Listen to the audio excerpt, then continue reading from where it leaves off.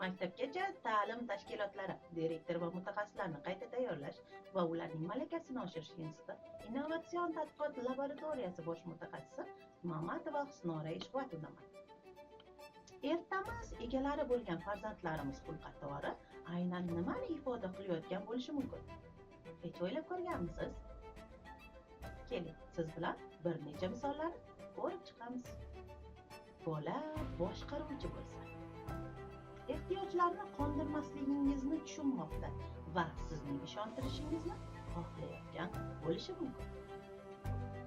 Bola hurmatsiz bo'lsa, siz bilan bog'liq muammolar bilan yashamoqda va bu mavzuda qo'llab-quvvatlashingizni kutayotgan bo'lishi mumkin.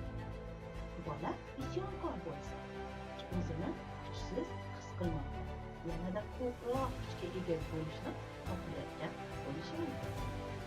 Bola aka-ukalari bilan raqobatlashayotgan bo'lsa, yetarli mehrni his qilmayotgan, ota-onasi bilan yanada ko'proq birga bo'lishni, sayr qilishni xohlayotgan bo'lishi mumkin.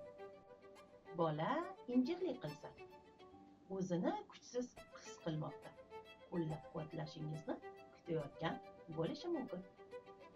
Ertamiz egalari bo'lgan yosh avlodni har bir harakatiga befarq bo'lmaylik. E'tiboringiz uchun rahmat. Sog' va salomat bo'ling.